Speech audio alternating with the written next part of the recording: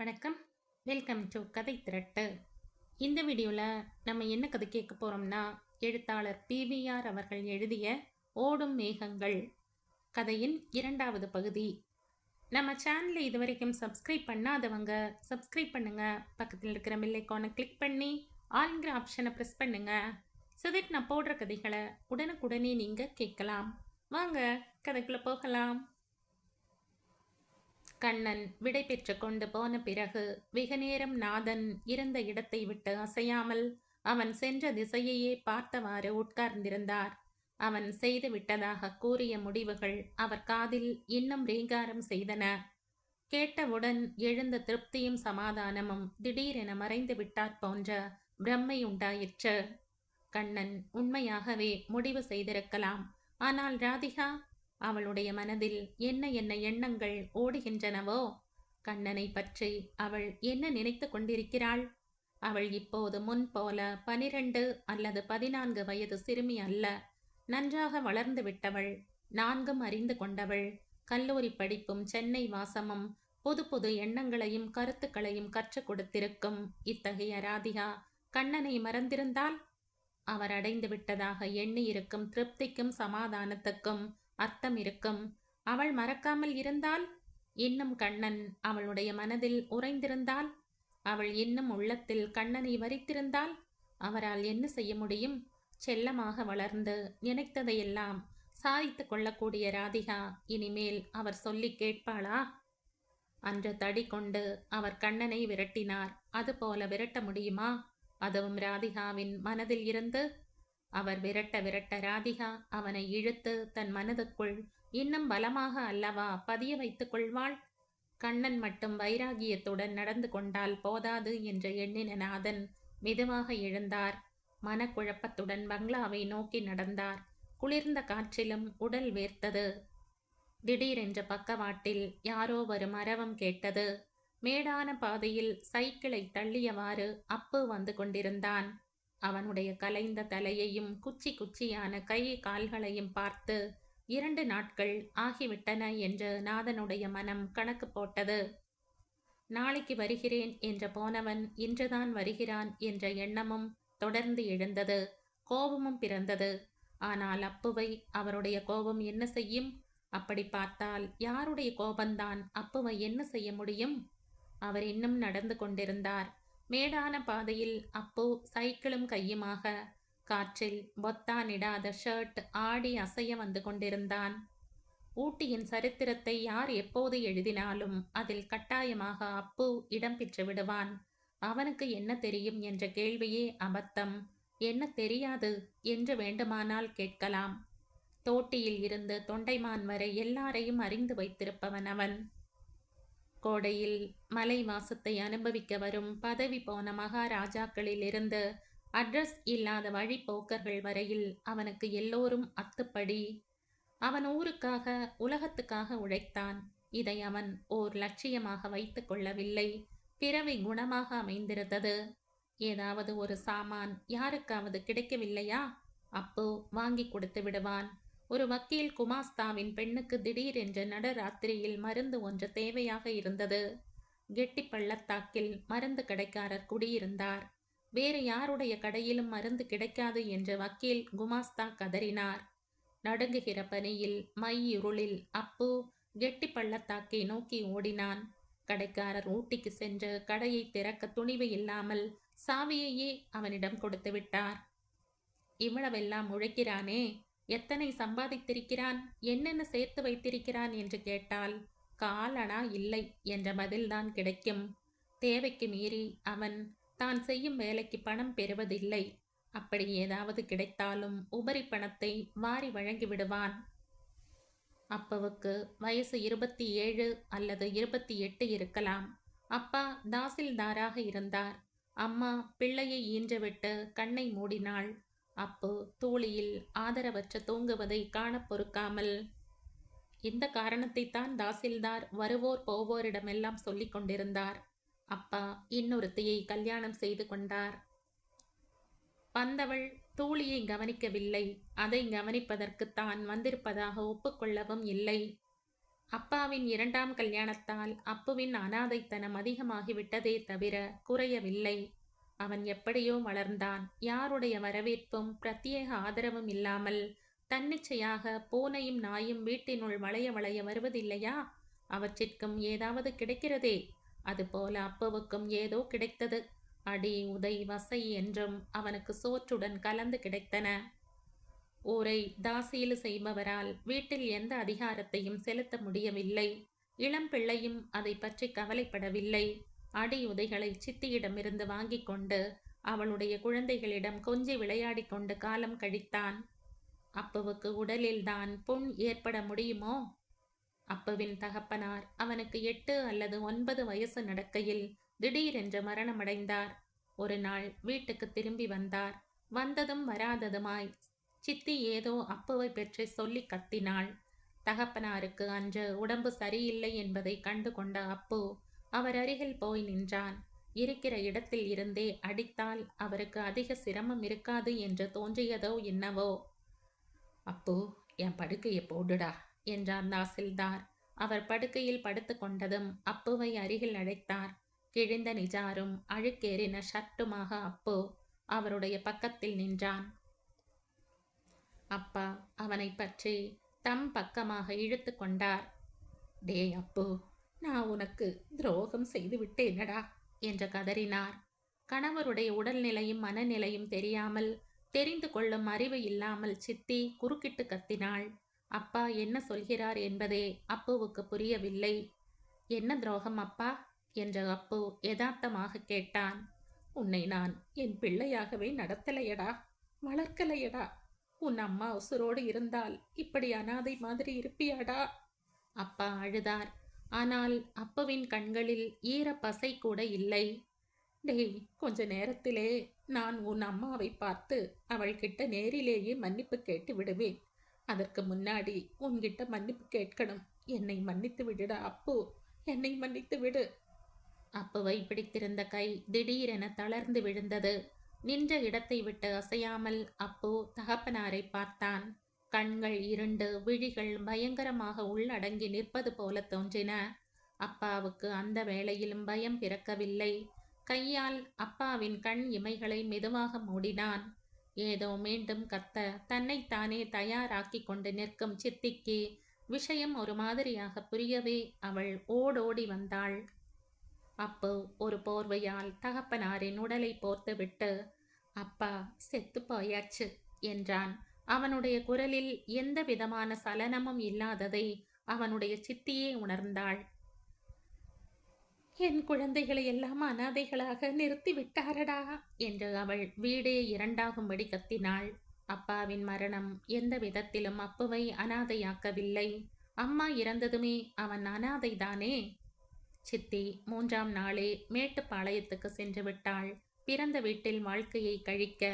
அப்புவை அவள் அழைக்காவிட்டாலும் அவளுடைய தகப்பனார் நீயும் வாடா என்றார். அவர் மேட்டுப்பாளையத்தில் ஹோட்டல் வைத்திருக்கிறவர்.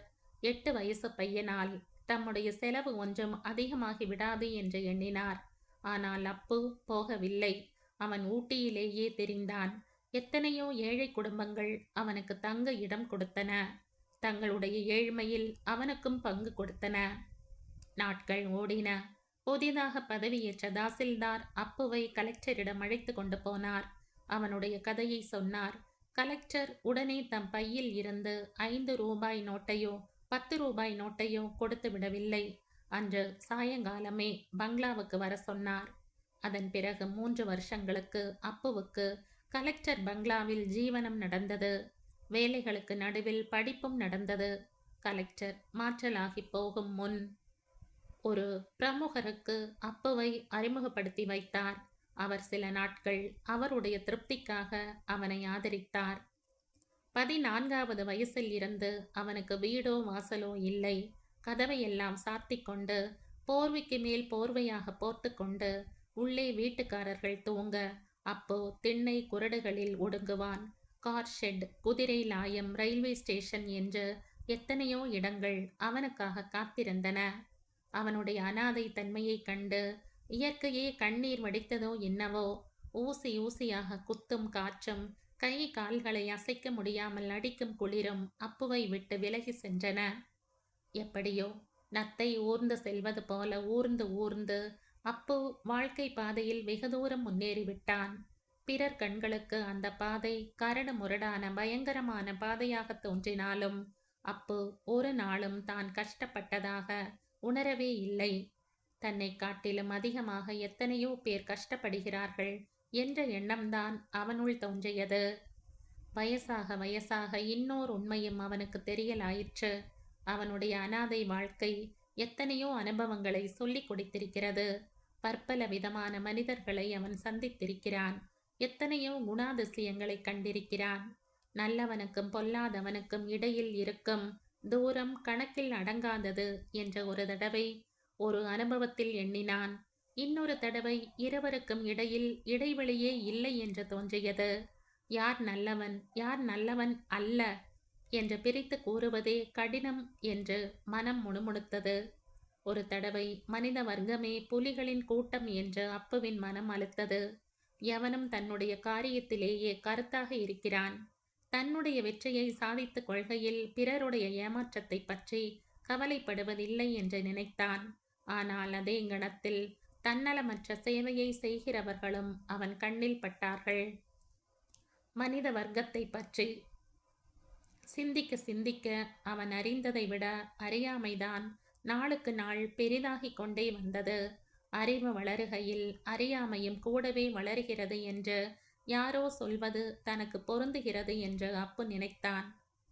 அவனுக்கு 18 வயசு ஆனதும் எத்தனையோ பேர் சர்க்கார் உத்தியோகமோ கம்பெனி உத்தியோகமோ வாங்கி தருவதாக கூறினார்கள். தன்னால் யாரிடமும் கை கட்டி வாய் புதைத்து சேவகம் செய்ய முடியாது என்று அப்பு சொல்லிவிட்டான். வானத்தில் பறக்கும் பறவை சுதந்திரமாக இருக்க முடியும் என்றால் அப்புவால் முடியாதா? அது இறை தேடுவது போல அவனும் தேடுவான்.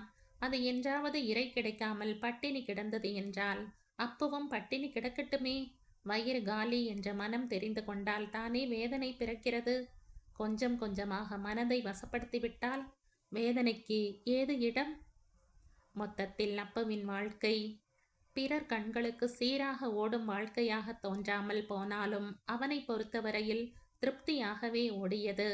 இரண்டொரு பிரமுகர்களுக்கு தினந்தோறும் கடிதங்கள் கணக்குகள் எழுதினான் அல்லது டைப் அடித்தான். வியாபாரிகளுக்கு லைசன்ஸ் பெர்மிட் முதலியவை வாங்கி கொடுப்பதில் உதவி செய்தான்.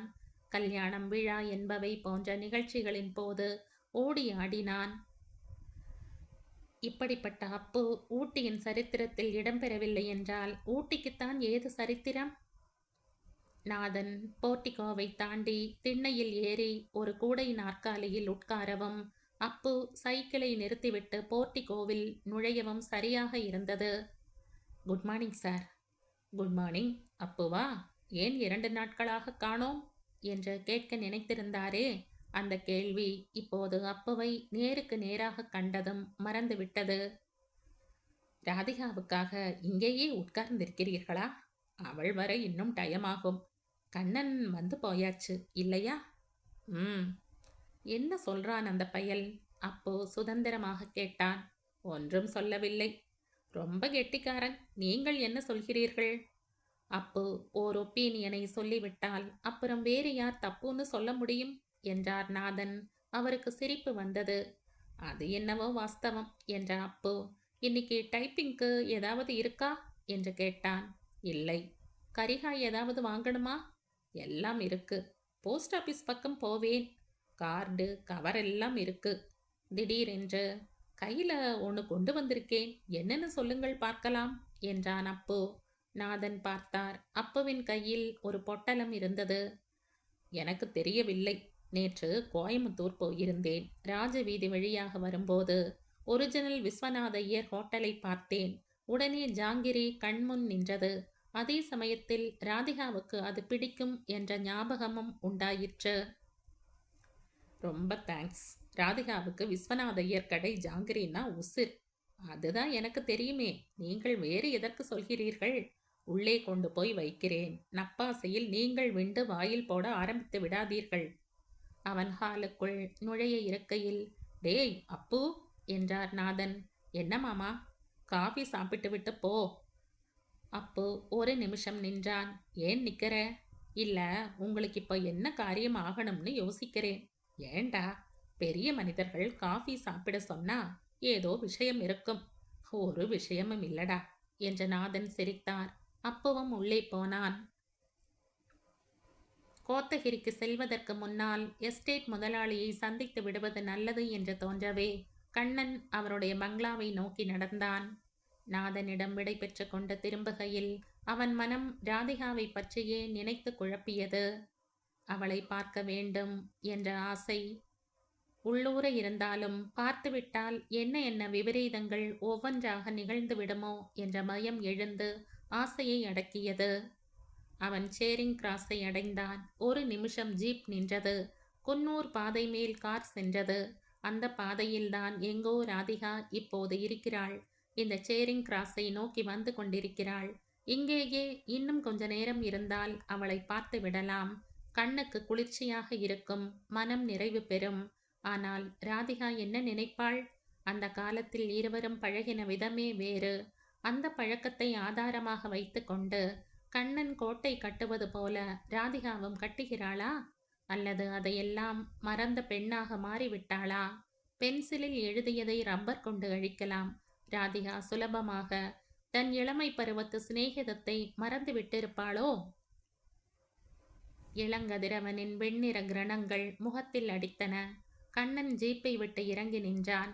ராதிகாவை பார்க்க வேண்டும் என்ற ஆசை தன்னை அப்படி நிறுத்தியிருக்கிறது என்ற எண்ணம் மனதில் எழ மனமே குன்றியது. திடீரென்று அவனை யாரோ கூப்பிடுவது காதில் விழுந்தது. திடுக்கிட்ட அவன் ஏறிட்டு பார்த்தான். குரல் வந்த திசையில் அவனை நோக்கி முதலாளியின் காரியதரிசி வெங்கோபராவ் வந்து கொண்டிருந்தார். கண்ணன், கண்ணன்! அவர் மூச்சை இறைக்க விரைந்து வந்து கொண்டிருந்தார். கண்ணன் இருந்த இடத்தை விட்டு அசையாமல் நின்றான்.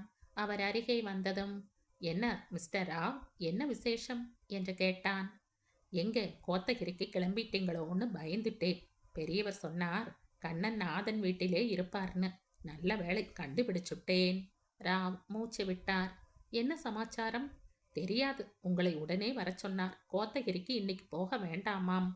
கண்ணன் தன் ஆச்சரியத்தை காட்டிக்கொள்ளவில்லை. இதெல்லாம் அவனுக்கு சகஜமாகிவிட்டது. முதலாளியின் குணம் தெரிந்ததுதானே. நிமிஷத்துக்கு 1000 எண்ணங்கள், 1000 யோசனைகள். அவன் மெதுவாக ஜீப்பில் ஏறினான். ராவ்ஜி ஏறும் என்றான். ராதிகா மனதில் ஒளிந்து கொள்ள முதலாளி மகாலிங்கம் கண்முன் நின்றார். புகழ்பெற்ற மைடாஸுக்கும் மகாலிங்கத்துக்கும் ஒரே ஒரு வித்தியாசம்தான். மைடாஸ் தொட்டதெல்லாம் பொன்னாகி பொன்னாகி கடைசியில் இம்சையையும் கஷ்டத்தையும் கொடுத்தது. மகாலிங்கம் தொட்டதெல்லாம் பொன்னாகி அவருடைய பேங்கி கணக்கில் ஏறியது. எந்த பேங்கியில் எவ்வளவு இருக்கிறது, எந்த வியாபாரத்தில் எந்த நேரத்தில் இறங்கினால் என்ன லாபம் வரும் என்ற எல்லா விஷயங்களும் அவருடைய மண்டையிலே சதா அரித்து கொண்டே இருக்கும். நீலகிரி மாவட்டத்தில் மகாலிங்கம் அசைக்க முடியாத புள்ளி. தம் பணத்தினாலேயே ஊரை விலைக்கு வாங்கி விடலாம் என்ற எண்ணம் பல நாளாகவே அவருக்கு உண்டு. அதை செயல்முறையிலும் பல தடவை காட்டியிருக்கிறார். அவருக்கு ஒரு வியாபாரம் என்றும் இல்லை. எல்லா துறைகளிலும் மூழ்கி எழுந்திருக்கிறார். பரம்பரை பரம்பரையாக வந்திருக்கும் தேயிலை தோட்டங்களும் 100 மைல் விஸ்தீரணத்துக்கு காடுகளும் போதவில்லை அவருக்கு. சர்க்கார் வேலைகளின் கான்ட்ராக்டுகள், ஊட்டியில் இருந்து 2-3 ஊர்களுக்கு பஸ் சர்வீஸ், யூக்கலிப்டஸ் எண்ணெய் தயாரிக்கும் கம்பெனி என்று பல கிளைகளில் வியாபாரம் பெருகியது. இதெல்லாம் தவிர பம்பாய் ஷேர் மார்க்கெட் வேறு. தற்சமயம் அவருடைய மனதில் புதிதாக ஒரு தொழிற்சாலையை நிறுவ வேண்டும் என்ற ஆசை எழுந்திருக்கிறது. அதற்கு தேவையான பர்மிட்டுகளையும் லைசன்ஸுகளையும் வாங்கி 2 மாதங்கள் ஆகிவிட்டன. சென்னை நண்பர் ஒருவர் மூலமாக ஒரு ஜெர்மானிய இன்ஜினியரையும் வரவழைத்தாகிவிட்டது. அவரும் கடந்த 20 நாட்களாக பூர்வாங்க வேலையை ஆரம்பிக்க வேண்டும் என்று சொல்லிக் கொண்டிருக்கிறார். அவருடைய ஆசைக்கு மூல காரணமே பெண் நளினிதான். அவளுக்கு ரசாயனத்தில் ஆர்வம் அதிகம். சென்னை சர்வகலாசாலையில் தங்கப் பதக்கத்துடன் தேர்ச்சி பெற்ற அவள் மேற்படிப்புக்கு ஜெர்மனிக்கு சென்றிருக்கிறாள். திரும்பி வர இன்னும் 6 அல்லது 8 மாதங்கள் ஆகும். அவள் வருவதற்குள் தொழிற்சாலையை ஆரம்பித்து விட்டால் வந்ததும் அவளிடம் அதை ஒப்படைத்து விடலாம். அவளும் சந்தோஷப்படுவாள். பெண்ணை திருப்தி செய்வதை விட மகாலிங்கத்துக்கு வேறு என்ன லட்சியம் இருக்கிறது? முந்தின நாள் சாயங்காலம் வந்த பம்பாய் பத்திரிகையில் அவர் மூழ்கி இருக்கையில் திடீரென்று அவருடைய மனைவி ஜெயம் பிரவேசித்தாள். உங்களுக்கு இத்தனை ஆள்படை இருந்து என்ன புண்ணியம் என்று இறைந்தாள் அவள் வந்ததும் வராததுமாக. பத்திரிகையில் இருந்து அவர் மனைவி பக்கம் திரும்பினார். என்ன சொன்ன ஜெயா? நான் எத்தனை நாளா சொல்லிண்டு வரேன். எதை எதைனா கேட்கிறீர்கள்? ஜெயா தன் கை வளையல்களை புடவை தலைப்பால் துடைத்து கொண்டாள். மகாலிங்கம் யதார்த்தமாக ஆமாம் என்றார். நாரத்தங்காயும் அரிசி அப்பளமும் அனுப்பணும்னு நான் எத்தனை நாளாக சொல்லிண்டு வரேன் என்று கத்தின ஜெயா ஒரு நாற்காலியில் உட்கார்ந்து கொண்டாள். யாருக்கு யாருக்குன்னா கேட்கிறீர்கள்? ஜெயாவுக்கு கோபத்தில் கண்களில் நீர் துளித்தது. ஆமாம் என்று ஆரம்பித்த மகாலிங்கம் அடுத்த வினாடியே ஓ நளினிக்கா, மறந்தே போயிட்டேன், இன்னும் அனுப்பவில்லை. நீ யார்கிட்ட சொன்ன என்று கேட்டார். எல்லாம் அந்த ராயர்கிட்டதான். ராயர்கிட்ட சொல்லி இருக்க கூடாது. அவர் எல்லோருக்கும் சொல்ற மாதிரி உனக்கும் சரி செய்துவிட்டா போறதுன்னு சொல்லி மறந்து விடுவார். மகாலிங்கம் சிரித்தார். ஏன் சிரிக்கிறீர்கள்? ராயரை பத்தி நினைச்சேன், சிரிப்பு வந்தது. நளினியை பத்தி நினையுங்கள். நினைக்கிறேன். நாரத்தங்காய் தீர்ந்து போய் 10 நாள் ஆச்சுன்னு லெட்டர் வந்து இன்னைக்கு 2 வாரம் ஆகிறது. குழந்தை 1 மாசமா தயிருஞ்சாதத்துக்கு எதை தொட்டிக்கிறாளோ. அரிசி அப்பளம் ரொம்ப நன்னா இருக்குன்னு அவளுடைய சிநேகிதிகள் எல்லாம் சொல்றாளாம். அனுப்பிடுவோம். இங்க ஏது? கோயம்புத்தூருக்கு ஆளை அனுப்புவோம். யாரை அனுப்புறது? அந்த வெங்கோபர் ஆயரை மட்டும் அனுப்பாதீர்கள். வர வழியில் பாதி சரக்கை வீட்டில் ஏற்றி விடுவார். கண்ணனை அனுப்பலாம். பாவம், அவன் வேண்டாம். மகாலிங்கம் ஜெயாவை ஒரு தடவை ஏறிட்டு பார்த்தார். ஏன்? விடிய விடிய வேலை செய்கிறான். வேறு யாரை அனுப்புறது? அப்போ வருவான் என்றாள் ஜெயா. சரி, அனுப்பலாம். 1000 அப்பளம் வேணும். ஜமாய், இன்னொரு விஷயம். என்ன? என் சித்தப்பா சஷ்டியப்ப பூர்த்தி வர்றது ஞாபகம் இருக்கோ இல்லையோ? என்றைக்கு? தெரியுமே, நீங்கள் என் வீட்டு மனுஷாள்னா எல்லாத்தையும் மறந்துடுவேள்னு. 18ஆம் தேதி புதன்கிழமை. இன்னும் நிறைய நாள் இருக்கே. நான் 4 நாள் முன்னாடியே போகணும். ஜமாய், ஜமாய்க்கிறேன். நீங்கள் என்ன செய்ய போகிறீர்கள்? எப்போ வரப்போகிறீர்கள்? தாராபுரம்தானே, வந்தால் போகிறது. இப்படித்தான் இப்போ சொல்வீர்கள். கடைசி நிமிஷத்திலே எல்லாம் மறந்துவிடும். கண்ணன் கிட்டே சொல்லி வை, அவன் டைரியில் எழுதி வைத்து ஞாபகப்படுத்துவான். ஜயா ஏதோ முணுமுணுத்து கொண்டே வெளியேறினாள். பெண்ணுக்காக ஒரு பெரிய தொழிற்சாலையையே கட்ட வேண்டும் என்று நினைக்கிறவரால் எப்படி அவளுக்கான நாரத்தங்காய் அரிசி அப்பளத்தை மறக்க முடிகிறது என்று தன்னுள் கேட்டுக்கொண்டாள். ஜயா வெளியேறினதும் நிலவிய நிசப்தத்தில் பம்பாய் பத்திரிகையில் மீண்டும் மூழ்கினார் மகாலிங்கம். திடீரென்று மனக்கண் முன் கண்ணன் அவரையும் மீறி தோன்றினான். அவனை அழைத்து வர வெங்கோபராவை அனுப்பினாரே, ஏன் இருவரையும் காணோம் என்ற கேள்வி எழுந்தது. கேள்விக்கு பதிலாக காம்பவுண்டுக்குள் ஒரு ஜீப் வரும் ஓசை கேட்டது. இருந்த இடத்தில் இருந்தே ஜன்னல் மூலமாக பார்த்தார் மகாலிங்கம். கண்ணனும் ராயரும் வந்து கொண்டிருந்தார்கள். அடுத்த கணம் பத்திரிகையில் மூழ்கி இருப்பது போல் அவர் பாவனை செய்ய ஆரம்பித்தார். ராதிகா சென்னையில் இருந்து திரும்பி வந்தாள். அவளுடைய கால் பட்டவுடனே பங்களா களை கட்டியது. பச்சை புல்வெளியில் இளங்கன்று தன்னிச்சையோடு ஆனந்த வெறியில் துள்ளி துள்ளி திசை பாராமல் ஓடுவது போல அவள் அறைக்கு அறை அர்த்தமில்லாமல் தாவினாள். வீட்டின் ஒவ்வொரு அறையும் ஒவ்வொரு கதையை அவளுடைய நினைவுக்கு இழுத்து வந்தது. துக்ககரமான கதைகளை மறக்க அவள் ஆனந்தமயமான கதைகளை நினைத்து பார்த்தாள். தொட்டதற்கெல்லாம் அவள் கலீர் கலீர் என்று சிரித்தாள். அவளுடைய சிரிப்பின் ஒலி தீப ஆராதனையின் போது ஒலிக்கும் ஆலய மணியாக கேட்டது நாதனுடைய காதுக்கு. அவருடைய ராதிகா இப்போது பழைய ராதிகாவாக தெரியவில்லை. இதுவரை கண்டறியாத புதுமை பெண்ணாக தோன்றினாள். அவருடைய மனம் பெருமிதத்தில் பூரித்தது. இந்த 2 நாட்களில் ராதிகா ஓரிடத்தில் நிற்கவில்லை. தான் ஊட்டியில் இல்லாத போது ஊரில் என்னென்ன நடந்தன, யார் வந்து போனார்கள் என்ற சமாச்சாரங்களை எல்லாம் பாலம்மா முதல் டிரைவர் வரை எல்லோரிடமும் கேட்டறிந்து கொண்டாள். சீமை பசு வற்றி போனது. பாலம்மாவின் தமையனாருடைய மரணம். டிரைவருக்கும் தோட்டக்காரனுடைய பெண் சிங்காரிக்கும் நடந்த கல்யாணம், அப்பு முதுமலையில் யானைகளை பேட்டி கண்டது என்று எவ்வளவோ மத்தியான நேரங்களில் பேசி தீர்க்க பள்ளிக்கூட தோழி மதுரம் வந்தாள். உள்ளூர் கலெக்டர் ஆபீஸில் குமாஸ்தாவாக பணி செய்யும் அவள் ராதிகா வருகிறாள் என்று அறிந்தவுடனே ஒரு வாரம் லீவு போட்டுவிட்டாள். 2 பேரும் கிளாஸ் ஹவுஸில் உட்கார்ந்து கொண்டு பொழுது போவது தெரியாமல் அரட்டை அடித்தார்கள். எத்தனையோ பேர் அவளை பார்க்க வந்தார்கள். உட்கார்ந்து பேசினார்கள். படிப்பை பற்றி விசாரித்தார்கள். அப்போ அபிநயத்துடன் பேசி சிரிக்க வைத்து கண்களில் நீரையும் வருவித்துவிட்டு போனான். மகாலிங்கமும் அவருடைய மனைவி ஜெயாவும் வந்து போனார்கள். ஜெயா தன் பெண் நளினி ஜெர்மனியில் இருப்பதை ஒரு தடவைக்கு 9 தடவையாக கூறிவிட்டு அவளையும் மேல் நாட்டுக்கு போக வற்புறுத்தினாள். என்னதான் ராதிகா ஆடி பாடி சிரித்தாலும் எதிலும் அவள் மனம் ஒட்டவில்லை. அவளுடைய கண்ணன் எங்கே எப்போது வருவான் என்ற கேள்விகள் அவளுள் எழுந்து கொண்டே இருந்தன. மற்றவர்கள் அவளுடன் பற்பல சமாச்சாரங்களை பற்றி பேசுகையில் கண்ணனுடைய பெயரும் அடிபட்டது. அப்போது அவனை பற்றி அவர்களிடமே விசாரிக்க அவளுடைய நாக்கு துடிக்கும். ஏன் அப்பாவிடமே கேட்டுவிடலாமா என்று கூட சில சமயங்களில் ஆசை எழும். ஆனால் அவள் தன்னையே அடக்கி கொண்டாள். தினந்தோறும் காலையிலும் மாலையிலும் கண்ணன் வந்து விசாரிக்கிறான். சில ராத்திரிகளை பங்களாவிலேயே கழிக்கிறான் என்றெல்லாம் அப்பா கடிதங்களில் எழுதியிருந்தாரே. அந்த கண்ணனை ஏன் 2 நாட்களாக காணவில்லை? தன்னை மேட்டுப்பாளையம் ரயில்வே ஸ்டேஷனிலேயே எதிர்கொண்டு அழைக்க அவன் வருவான் என்ற ராதிகா எதிர்பார்க்கவில்லைதான். ஆனால் பங்களா போர்ட்டிகோவிலாவது அப்பாவுடன் சேர்ந்து நின்று வரவேற்றிருக்க கூடாதா? அவள் தன் ஏமாற்றத்தை வெளியே காட்டிக்கொள்ளவில்லை. பல மாதங்களுக்கு பிறகு ஊட்டிக்கு திரும்புவதிலும் அப்பாவிடமே வருவதிலும் அவளுக்கு மட்டற்ற மகிழ்ச்சிதான்.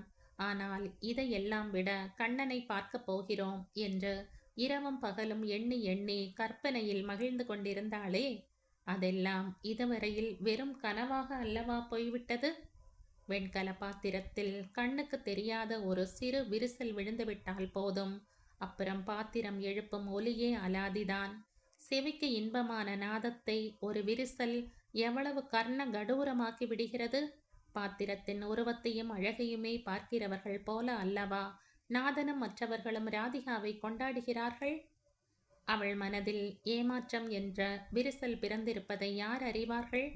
2 நாள் பொறுமையாக இருந்தவள் 3ஆம் நாள் தகப்பனாரிடமே நேரடியாக கண்ணனை பற்றி கேட்டு விடுவது என்று முடிவு செய்தாள்.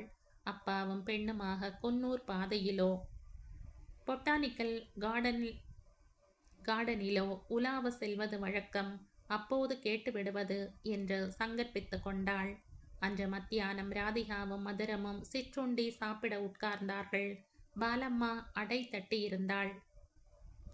மதுரம், உனக்கு அடைனா உசிராச்சே, உன் கைவரிசை காட்டு பார்க்கலாம் என்று ஆரம்பித்தாள் ராதிகா. பிறகு பாலம்மா, தொட்டுக்கொள்ள என்ன போட போற என்று கேட்டாள். வெண்ணெய், நெய், வெல்லம், சாம்பார் எல்லாம் இருக்கு என்றாள் பாலம்மா. உனக்கு எதடி வேணும் மதுரம் என்று கேட்டாள் ராதிகா.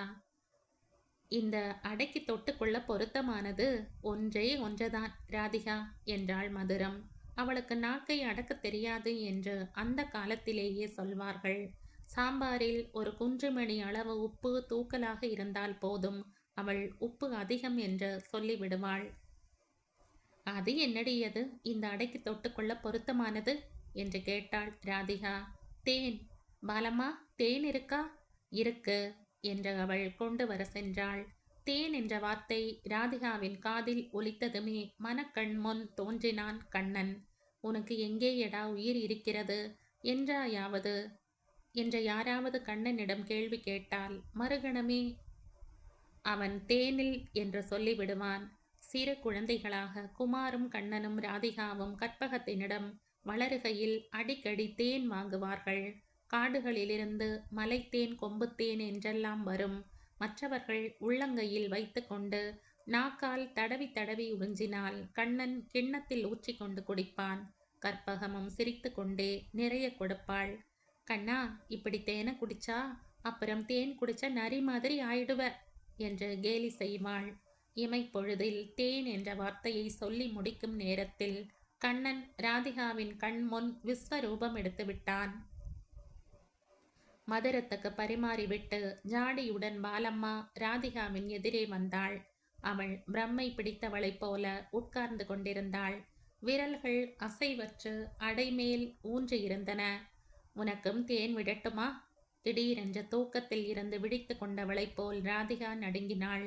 அடுத்த கணமே சமாளித்து கொண்டு ஏறிட்டு பார்த்தாள். என்னடி, ஏதோ நினைவிலே ஆழ்ந்து போயிட்டியா என்று கேட்டாள் மதுரம். உனக்கும் தேன் விடட்டுமா என்று மீண்டும் கேட்டாள் பாலம்மா. என்றாள் ராதிகா. மாமி, தேன் ரொம்ப பிரமாதமா இருக்கே, ஏது என்று கேட்டாள் மதுரம். சிம்ஸ் பார்க்கிலிருந்து கண்ணன் வாங்கி கொண்டு வந்தான் என்று சொல்லிவிட்டு பாலம்மா சமையல் அறை பக்கம் திரும்பினாள். உனக்கு என்று உன் அத்தான் பாவம் வாங்கி வந்திருக்கிறான் என்று சிரித்த மதுரம் தொடர்ந்து, அதை நான் தீர்த்து கட்டி கொண்டிருக்கிறேன் என்றாள். ராதிகா பதில் பேசவில்லை. இன்னும் விஸ்வரூபம் கலையவில்லையோ? பலகாரத்தை முடித்துக்கொண்டு மதுரம் எப்போதோ போயாகிவிட்டது. இரவு சாப்பாட்டை தயார் செய்வதில் பாலம்மா முனையலானாள். பொழுது போகாமல் ராதிகா போர்ட்டிகோவுக்கு வந்தாள். அவளுடைய உள்ளத்தில் தோன்றியிருந்த வெறியில் தந்தையிடம் அப்போதே கண்ணனை பற்றி விசாரித்துவிட துடித்தாள். ஆனால் அப்பா போர்ட்டிகோவில் இல்லை. அவருடைய அறைக்கு சென்றாள். அங்கேயும் இல்லை. மீண்டும் ஹாலுக்கு வந்தபோது தோட்டக்காரன் சோஃபாக்களுக்கு புது உரைகள் போட்டு கொண்டிருந்தான். அப்பாவை பார்த்தாயா என்று கேட்டாள் ராதிகா. ரிட்டையர்டு கலெக்டரும் அப்பாவுமாக பேசிக் கொண்டிருக்காங்கம்மா என்றான் அவன். எங்கே? நந்தவனத்தில். அழுத்து கொண்டே ராதிகா தன் அறையை நோக்கி நடந்தாள். இத்தனை நாளாக தினந்தோறும் கண்ணன் வந்து கொண்டிருப்பது உண்மையானால் அவன் இந்த 2 நாளாக வராமல் இருப்பதற்கு முக்கியமான காரணம் இருக்க வேண்டும். தனக்கு 1000 வேலைகள் இருந்தாலும் அவன் அவற்றுக்கிடையில் அவளை பார்க்க வராமல் இருக்க மாட்டான். அத்தகைய கண்ணன் வரவில்லை என்றால்? நினைக்க நினைக்க அவள் மனம் கண்ணனை மறந்து அப்பாவை சுற்றி வர ஆரம்பித்தது. ஆமாம், அப்பாவே அவனை இனி வீட்டு பக்கம் வர வேண்டாம் என்று கட்டளையிட்டிருப்பார். என்னதான் அவளை பொறுத்தவரையில் அப்பா நல்லவராக இருந்தாலும் ஈவு இரக்கம் இல்லாதவராகவும் நடந்து கொள்ளக்கூடியவர். அதுவும் அவளுக்காக, அவளுடைய நலனுக்காக. அவர் எதையாவது திட்டம் போட்டால் யாராலும் அவரை அசைக்க முடியாது. அவளும் கண்ணனும் 6 வருஷங்களுக்கு முன்னால் பழகியதைப் போல் இனி பழகக்கூடாது என்று அவர் முடிவு செய்திருக்கிறார். இதை பற்றி அவளால் ஏதும் செய்ய முடியாது. ஆனால் கண்ணனை நேருக்கு நேரே ஒரு தடவை பார்க்கவும் கூடாதா? சிந்தனை விரிய விரிய அவளுடைய பெண்மையின் சினம் அடங்காமல் சீறிக்கொண்டு எழுந்தது. அவளை அன்புடனும் பாசத்துடனும் வளர்த்த அப்பாவுக்கு அவள் பெண்தான், அடிமை அல்ல. அவள் கண்ணனை விரும்பினாள். அந்த விருப்பம் அவளுடைய உள்ளத்தில் இருந்து எழும் உணர்ச்சி. இந்த உணர்ச்சி அவளுடைய உரிமை. உரிமையை மறுப்பதற்கோ அதை தடை செய்வதற்கோ யாருக்கும், ஏன் அவளுடைய தகப்பனாருக்கு கூட உரிமை இல்லை. அவளுடைய மனம் கண்மூடித்தனமாக சிந்திக்கையிலேயே திடீரென்ற கண்ணனுடைய தாய் நினைவில் தோன்றினாள். ராதிகா அவளை அத்தையை இதுவரையில் பார்த்ததே இல்லை. ஆனால் அப்பா, கண்ணன் இவர்களுடைய பேச்சில் இருந்து அவளை பற்றி அவள் நிறைய அறிந்திருந்தாள். தான் விரும்பிய ஒருவனைத்தான் கல்யாணம் செய்து கொள்வேன் என்று மூர்க்கத்தனமாக பிடிவாதம் செய்து வெற்றி கண்டவள். அந்த வெற்றியே குடும்பத்துடன் தீராத பகையை உண்டாக்கி கொடுத்திருக்கிறது. அவளுடைய பிடிவாத குணமும் வெறியும் ராதிகாவிடமும் அண்ணாவின் பெண்ணிடமும் நிறைந்திருக்கின்றனவோ? அப்படியானால் அதை அறிந்துதான் தகப்பனார் இப்போதே முன் எச்சரிக்கையாக அணை போடுகிறாரோ? அறைக்குள் வந்த ராதிகாவுக்கு என்ன செய்வது என்று புரியவில்லை. மணியை பார்த்தாள். 4:30. புத்தகங்களில் மனம் செல்லவில்லையாயினும் கை எந்திரமாக அலமாரியை திறந்தது. ஒரு நீல நிற அட்டை திடீரென்று கவனத்தை ஈர்த்தது. அதை எடுத்தாள், பிரித்தாள். முதல் பக்கமே கண்களில் நீரை சுரக்க செய்தது. அம்மா புன்னகை பூக்க ஒரு பிரம்பு நாற்காலியில் உட்கார்ந்திருந்தாள். காதுகளில் வைரத்தோடு, மூக்கில் மேசரி, கழுத்து நிறைய சங்கிலி. ராதிகா கண்களை மூடிக்கொண்டாள். இந்த அம்மா ஒருத்தி இல்லாதது அவளுடைய வாழ்க்கையை எப்படி உயிரற்ற ஓட்டமாக ஆக்கிவிட்டது. அவள் மட்டும் இருந்திருந்தால் கண்ணனை சந்திக்க முடியவில்லையே. என்று தாபப்படுகிறாளே, அந்த தாபத்துக்கு இடம் இல்லாமல் செய்திருப்பாளே. தாயை தவிர வேறு யாரால் தன் பெண்ணின் மனம் அறிந்து திருப்தி செய்ய முடியும்? இந்த கதையின் தொடர்ச்சியை அடுத்த பதிவில் கேட்கலாம். நன்றி.